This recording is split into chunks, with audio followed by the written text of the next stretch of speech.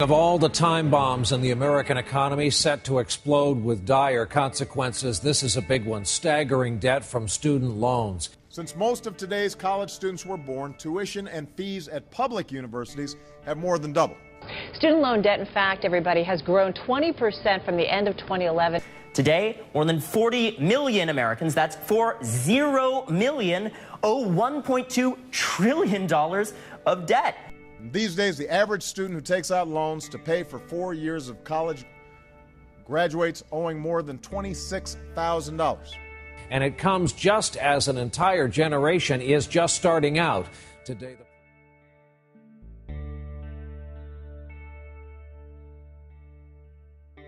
My name is Cameron Durr. I'm an accounting finance major. I'm a junior standing, and my hometown is Brookfield, Ohio, and I've been financially independent since August 2012. I always knew that I was going to be paying for school on my own, but my mom graduated high school. My dad dropped out of school in 7th grade. He didn't go any further. In the August after my senior year, my parents split up, so my mom and dad moved away, so I had to get a house on my own with my friends, and that's when I started to be financially independent. It's tough because the job that I have, my income is about average like $120 every 2 weeks, so my car insurance will be due, my cell phone will be due, that's my paycheck right there, so I can't go out a lot of the times with my friends, and people will be buying rounds for each other, and I'm like, I gotta sit this one out, and paying for stuff isn't very easy, but I have jobs over the summer that help me throughout the year that I save up for.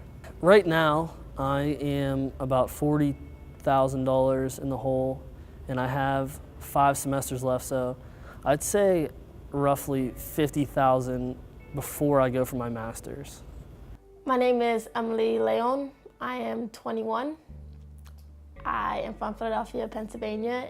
My major is marketing and international business, and I've been financially independent since I was 14. Well, my parents, they kind of got to a point where they couldn't really take care of me anymore. So they left, and I ended up moving to my grandma's house, and she lives off of like welfare, and so I kind of, I got a job with my work permit. I got a work permit, I got a job, and then I kind of like, I would help my grandma out with, just pay her every month, and then I just started supporting myself. I'm first generation college, so no, my mom didn't go to college. She dropped out when she was a freshman. She got pregnant. My dad, he actually graduated high school, and then he never went to college. None of my brothers graduated high school. My one brother, he did Job Corps, and he ended up getting his diploma, and then he went to tech school. So he turned out well. All my other brothers, my brother Jose graduated high school, ended up in jail. My brother Dan never graduated high school, still don't have no diploma. My brother Little, he never even made it to high school, he just dropped out. Because I have to financially support myself. I have to depend on a paycheck. When I was younger, I just kind of like went paycheck to paycheck. Now I kind of, I got a bank account, and I learned from like my teachers in high school. I have a mentor who really is a big influence in my life, and she helped me set up a bank account. When I graduate, I probably like school loans and stuff, it's probably gonna be like 40 grand. Parents push college, go to college, need to go to college, have to go to college, but if the student isn't in their right mindset and they don't want to be there in the first place, I think that it is a huge disadvantage for the individual because as I witness, through my advising, there are many students here that don't want to be here, and they do very poorly, and they are going to either not graduate or have 2 or 3 years into it and have that debt. My academics to me are they're number one because I'm paying for this on my own, so I'm paying a lot of money for these classes. So taking these classes, going to these classes, and getting good grades is the number one goal. That's why we're in college. It's either this or like I really don't have much to fall back on.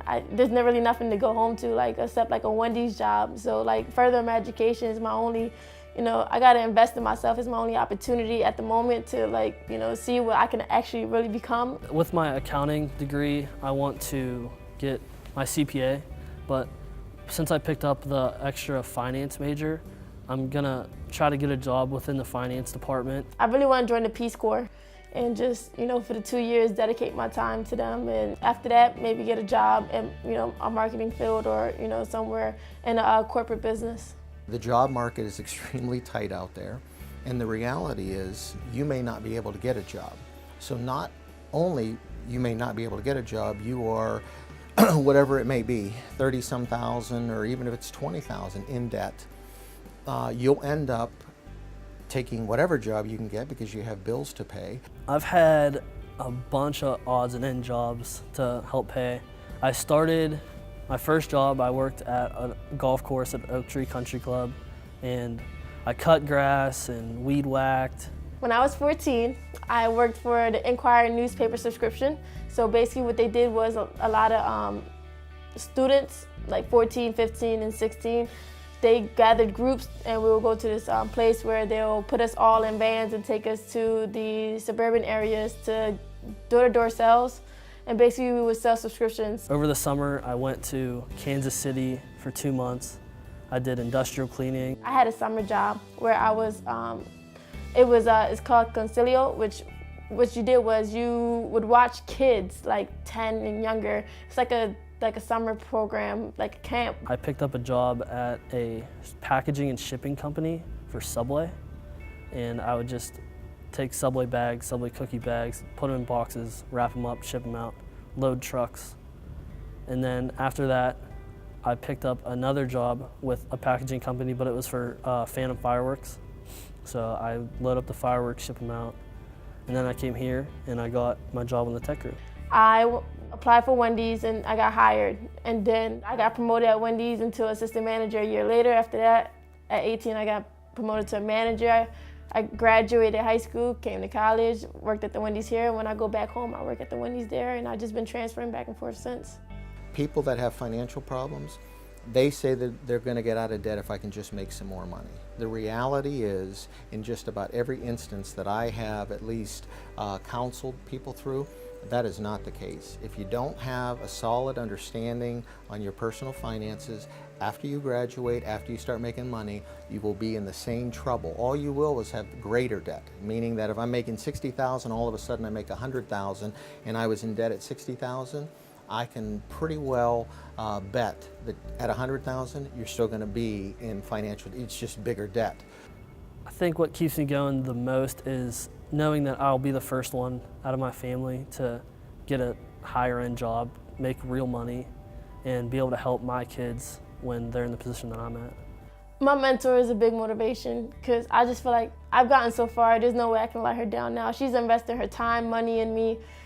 She drove me to college. That's how I got here. My grandmom too, like also her, because I had no place to go. And, she took me in at a time where I needed her. And I feel like, I definitely gotta, do what I can do so I can take care of her when I graduate and do what I have to do to, make my mentor proud. And those are my biggest motivations. Truly, it doesn't matter what your income is. If you're able to control your finances, you can live a debt-free life. You're able to retire when you're supposed to retire, and not have to continue to work. You have to save a lot of money for school because school's the #1 thing, but financial aid's out there and loans are out there, and you can always make more money. If I didn't have the financial aid system, nobody else was going to pay for my college. So it's, it was grants, scholarships, and financial aid.